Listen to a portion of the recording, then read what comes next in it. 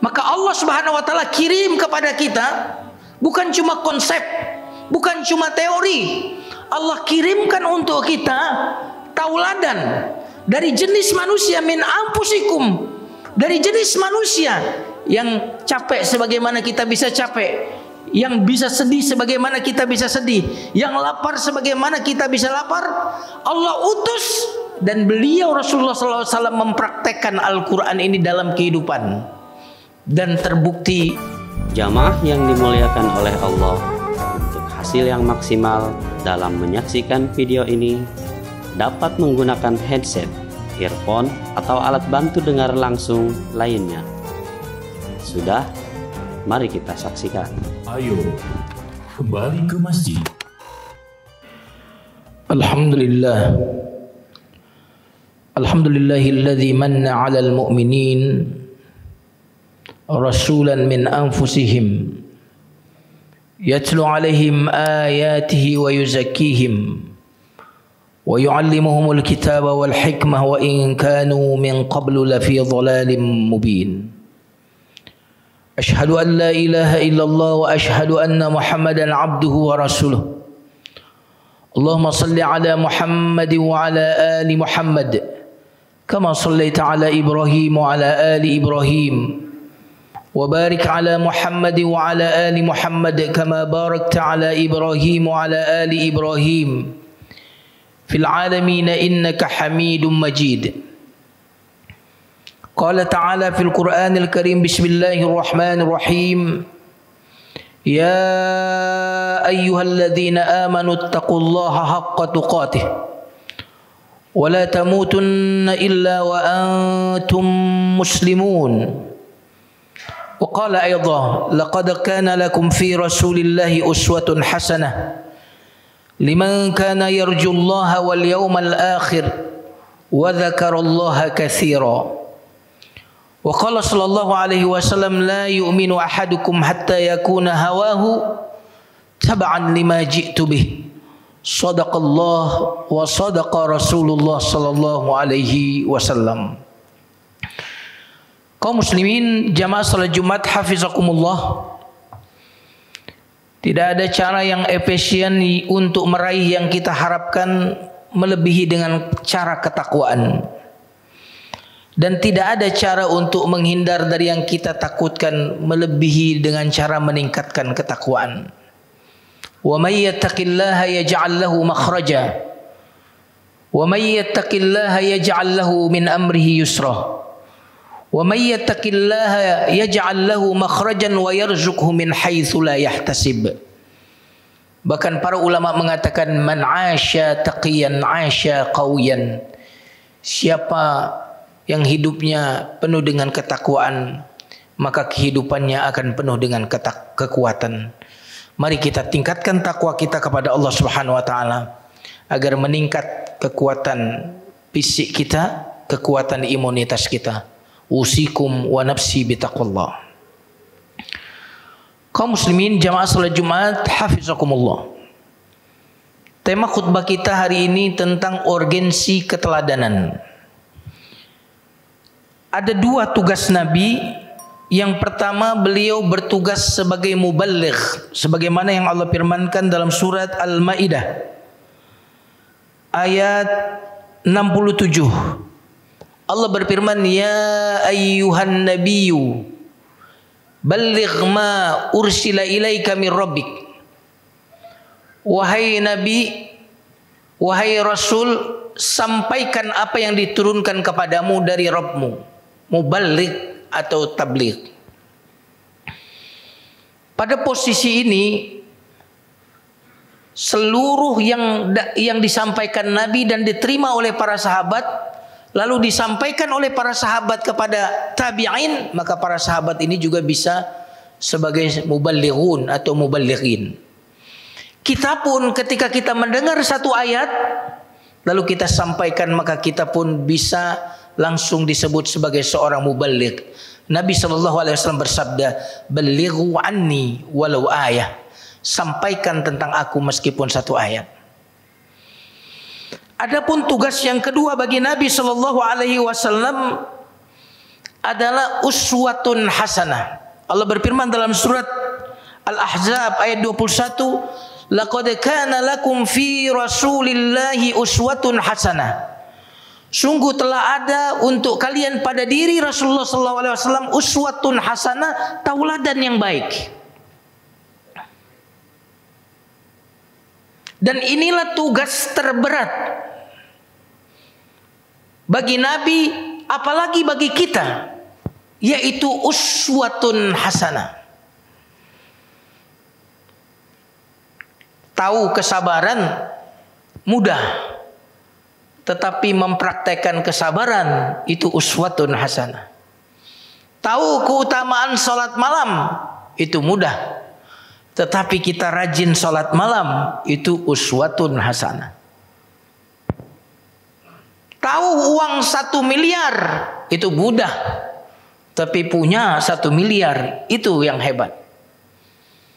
Tahu jalan menuju sebuah tempat yang indah atau sebuah villa yang indah itu mudah, tetapi berdiam di villa itu dan memiliki villa itu, itulah uswatun hasanah. Jemaah sekalian yang dimuliakan Allah Subhanahu wa taala. Allah Subhanahu wa taala menurunkan Al-Qur'an untuk kita, untuk umat manusia. Dan ini tentu sebuah nikmat yang luar biasa. Karena itu di dalam banyak ayat seringkali Allah berbicara tentang Quran itu dengan alhamdulillah. Alhamdulillahilladzi anzala ala abdihi al-kitab. Alhamdulillah diturunkan kitab. Alhamdulillahilladzi nazzala al-furqan. Alhamdulillah diturunkan Al-Quran sebagai furqan, sebagai pembeda. Al-Quran diturunkan itu nikmat. Akan tetapi jika Quran ini adalah sebuah konsep, sebuah teori, lalu tidak ada seseorang yang menjadi contoh yang pernah mempraktekannya, maka tentu sebaik-baiknya teori, ketika tidak ada sesuatu pun yang pernah mampu mempraktekannya, maka pengaruh dari sebuah teori dan konsep ini akan berkurang. Maka Allah Subhanahu wa taala kirim kepada kita bukan cuma konsep, bukan cuma teori. Allah kirimkan untuk kita tauladan dari jenis manusia, min anfusikum, dari jenis manusia yang capek sebagaimana kita bisa capek, yang bisa sedih sebagaimana kita bisa sedih, yang lapar sebagaimana kita bisa lapar.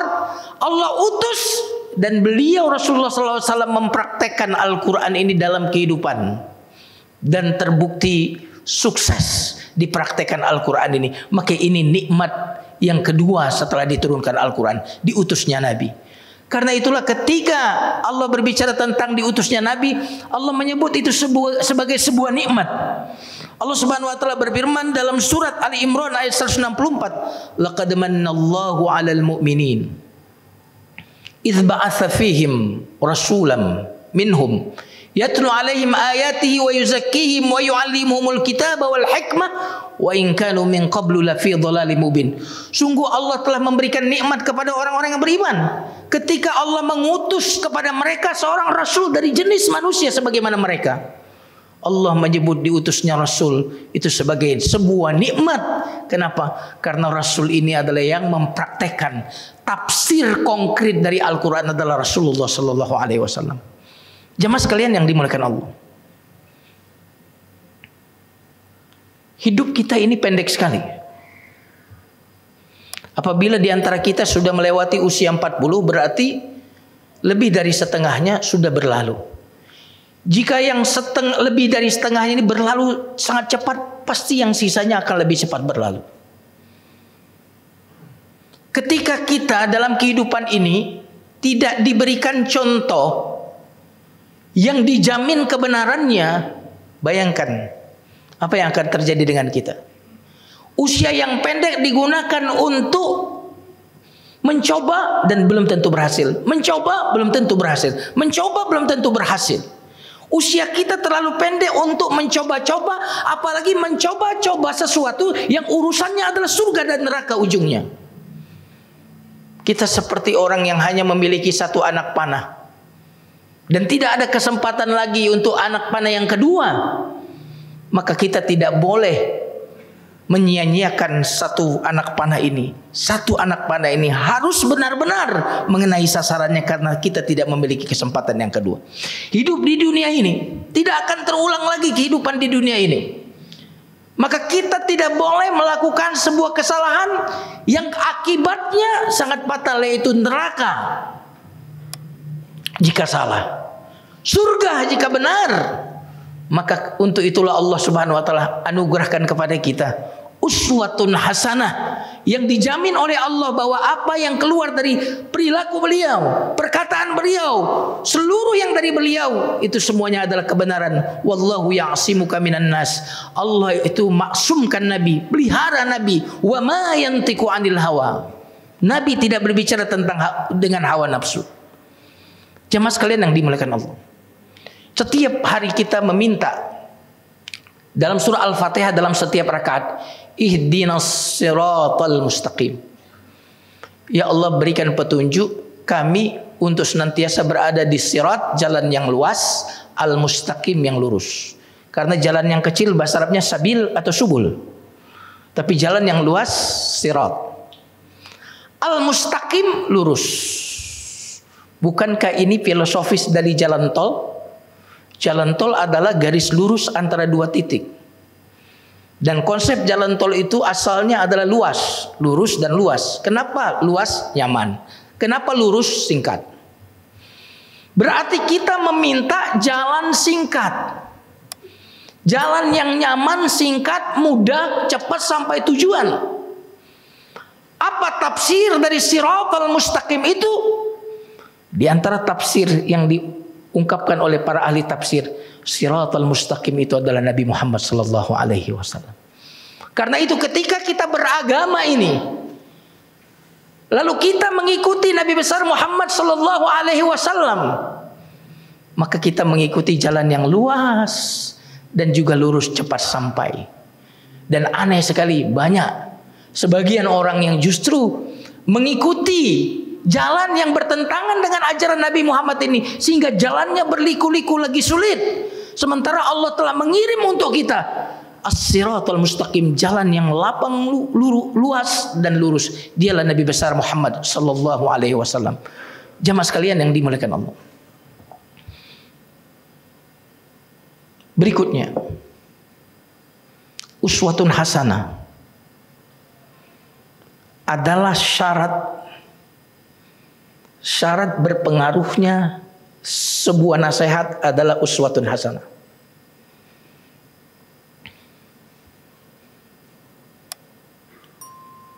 Apa yang dibawa oleh para nabi? Jawabannya adalah kalimatut thayyibah. Alam tara kaifa daraballahu mathalan kalimatan thayyibah. Kalimat nasihat yang dibawa. Tapi apa yang membuat nasihat itu begitu berpengaruh sampai kita saja yang belum pernah melihat Nabi Shallallahu Alaihi Wasallam, kita bisa mengimani beliau, mencintai beliau, mengikuti ajaran beliau? Kata para ulama, jawabannya adalah karena kata-kata Nabi Shallallahu Alaihi Wasallam, kata-kata yang mengandung kekuatan yang dahsyat. Dan apa rahasia yang membuat kekuatan itu dahsyat? Jawabannya adalah ketauladanan. Para ulama mengatakan, jika engkau ingin menjadi dai tanpa harus bicara, itu bisa. Dengan apa engkau menjadi dai tanpa bicara? Ketika engkau berakhlakul karimah, menjadi tauladan bagi orang lain, sungguh engkau telah menjadi dai kepada Allah tanpa harus engkau berbicara. Seandainya kita yang punya anak laki-laki, setiap subuh kita ajak ke masjid sini. Semua kita mengajak anak laki-laki kita untuk sholat subuh berjamaah ke masjid ini. Semua kita mendidik keluarga kita dengan akhlak yang mulia. Maka yang demikian itu tentu akan menjadi sebab mendapatkan petunjuk orang-orang yang belum rajin ke masjid, belum baik hubungannya dengan Allah. Bahkan para ulama mengatakan, jika engkau ingin tahu apakah beragamamu sudah baik atau tidak, maka perhatikanlah, kata para ulama, seandainya ada orang yang sudah lama bertetangga denganmu, berinteraksi denganmu, bertahun-tahun dia jadi tetanggamu, bertahun-tahun dia berinteraksi denganmu, tapi dia tidak ingin rajin ke masjid setelah mengenalmu. Dia tidak ingin mendekat kepada Allah setelah lama menjadi tetanggamu.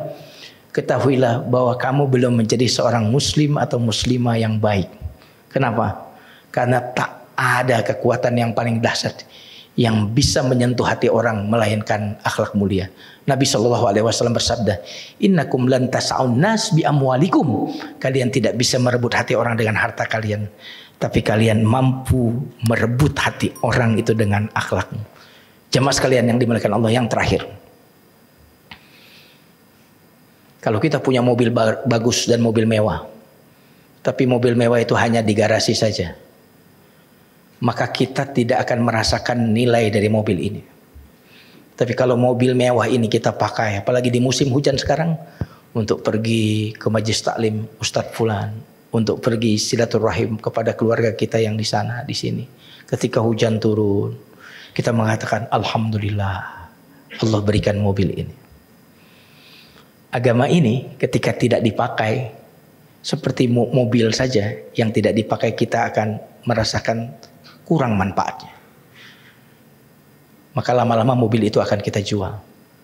Pengetahuan agama kita, ilmu agama kita yang sudah banyak kita ketahui itu, ketika kita tidak pakai, itu seperti mobil tadi tidak membawa kita ke satu tempat, ke tempat yang lain, ke tempat yang lebih bagus lagi. Maka jika agama ini kita praktekkan, kita jadi tauladan yang baik, seperti kita sedang di bawah, naik kelas, naik kelas. Ketika naik kelas kita merasakan sesuatu yang baru lagi, yang baru lagi. Maka kita akan berkata, segala puji bagi Allah atas agama ini.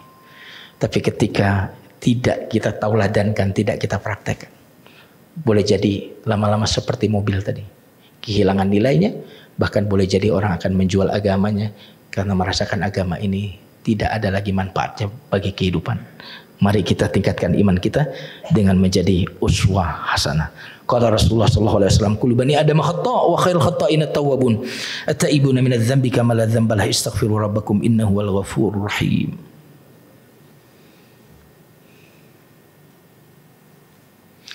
Alhamdulillahilladzi hadana li hadza wa ma kunna linahtadiya laula an hadana Allah. Asyhadu an la ilaha illallah wa asyhadu anna Muhammadan abduhu wa rasuluhu. Allahumma shalli ala Muhammad wa ala ali sayyidina Muhammad. Fa ya ayyuhal muslimun ittaqullaha haqqa tuqatih wa la tamutunna illa wa antum muslimun. Jamaah sekalian, mari kita akhiri khutbah kita dengan sama-sama memanjatkan doa dengan penuh harap dan penuh keyakinan. Allahumma shalli ala Muhammad wa ala ali sayyidina Muhammad.